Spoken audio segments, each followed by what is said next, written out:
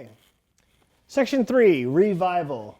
Not my favorite section. In fact, it's probably my least favorite part of wills, but it's extremely lightly tested, except for DRR.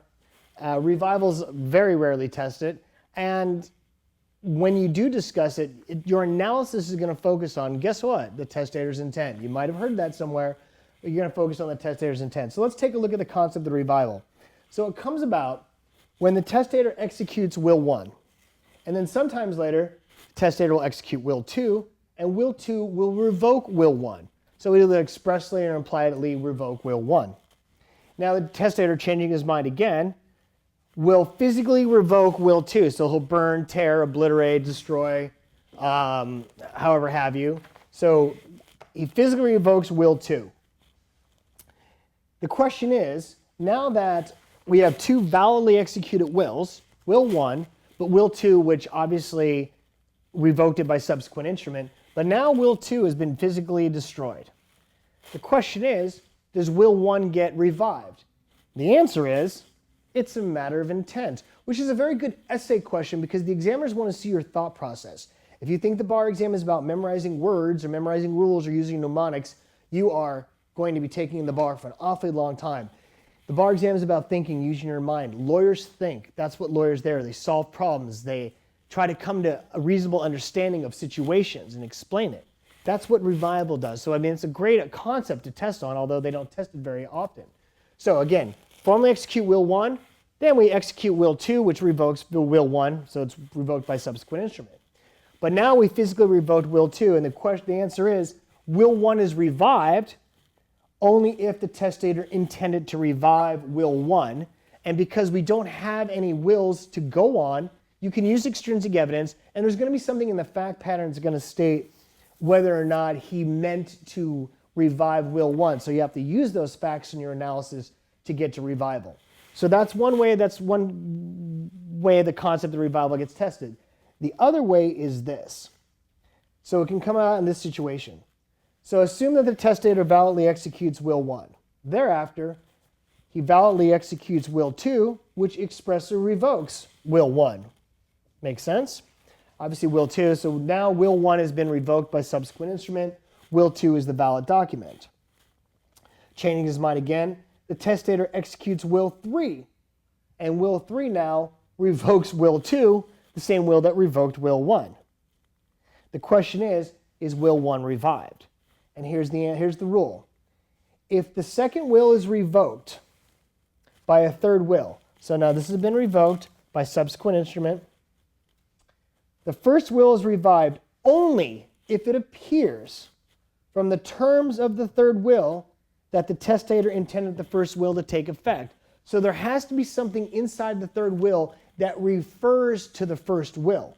Now don't forget, so you cannot use extrinsic evidence here, and the reason why is because we have a will to go on. You can use extrinsic evidence in this first example because don't forget, we only have the first will to go on. We're trying to figure out whether or not that's revived. But here we have actually two wills, 1 and 3, because 3 revokes 2, so we can throw that one out. Now, what does 3 say? The court's only going to look at the terms of will 3.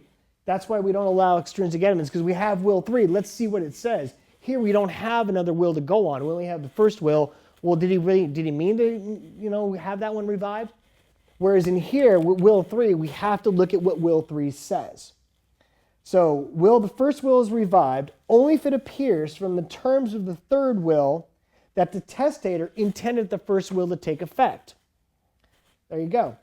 Now, keep in mind that if the first will has been physically destroyed, it cannot be revived. It can never be revived if it's been physically destroyed. And the reason is, the rationale is simple. The testator cannot revive a will that's not in existence. I mean, how could you revive a document that's not even around anymore? So, in the above examples, in these two examples, if the testator had revoked will 1 by physical act, the testator could not revive it without complying with the statutory formalities of creating a whole other will. So the physically destroyed will could never be revived. It could, however, be incorporated by reference. We could take the little pieces and incorporate it by reference, which is something we'll get on in just a later section. So, one more time. Will 1, will 2, and then we physically revoke will 2. Whether will 1 is going to be revived is a matter of intent. And yes, you can use extrinsic evidence, because if we're going to try to figure out whether will 1 or not, whether will 1 is revived or not, we have nothing else to look at. So we're going to have to look at extraneous sources. Whereas here we have will 1, then we have will 2, which revokes will 1, but then will 3 revokes will 2. No extrinsic evidence, because we just got to look at will 3. By the way, it's not going to make a world of difference. I mean, it's going to make, if you want to get published, you're going to have to know this. If you want to pass, you just got to know this. But always shoot for the stars. This way, if you fall, you're still going to get above where you need to be.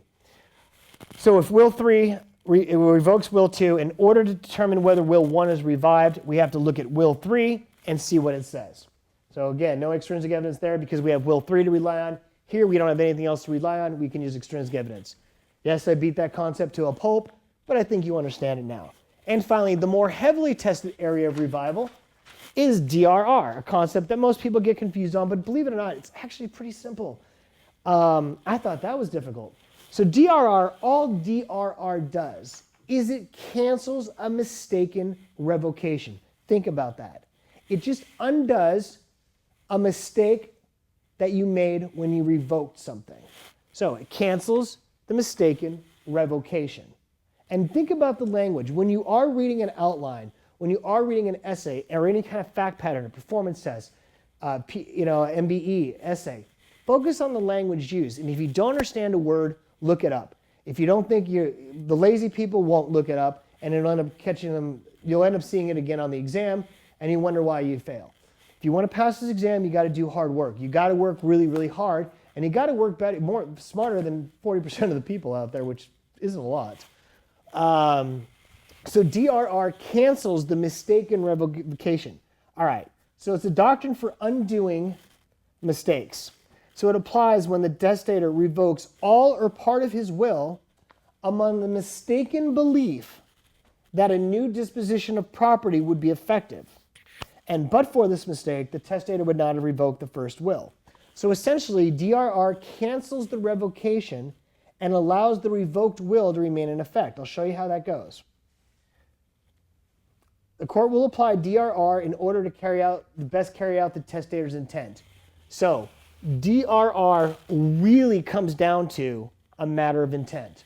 So T's intent is going to be huge when you talk about DRR. And I'll get to an example so you fully understand it. There's also examples in the outline too. The main thing is the court has two options. It can reinstate the first will or it can go by intestacy, and whatever is closest to T's intent, and that's why you're going to be discussing it. Okay, let's take a look at an example. So testator validly executes will 1. So everything's fine. Testator executes will 1. And then for some reason, and this is a dead giveaway, they're testing DRR on the exam. Dead giveaway. Will 2, for some reason, will be improperly executed. So improperly executed.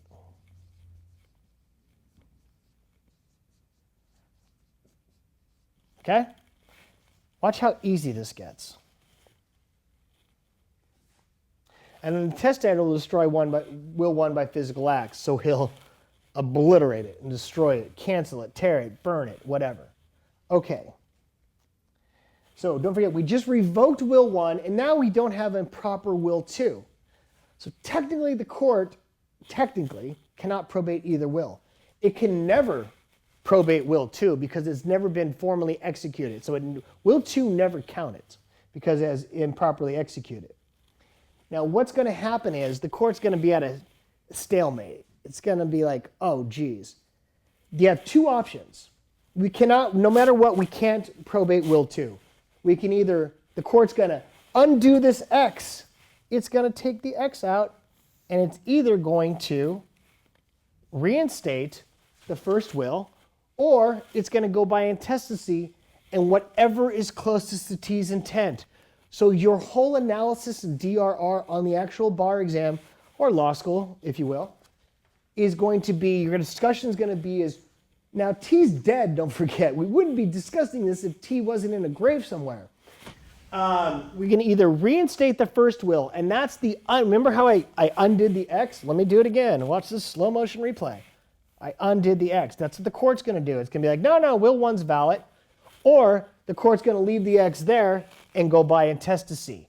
Whatever is closest to the testator's intent. Well, you're sitting there going, you never know that bloke, you mean the guy that died? How are you going to know what his intent is? Well, look at the fact pattern, because that's all the court didn't know that bloke either.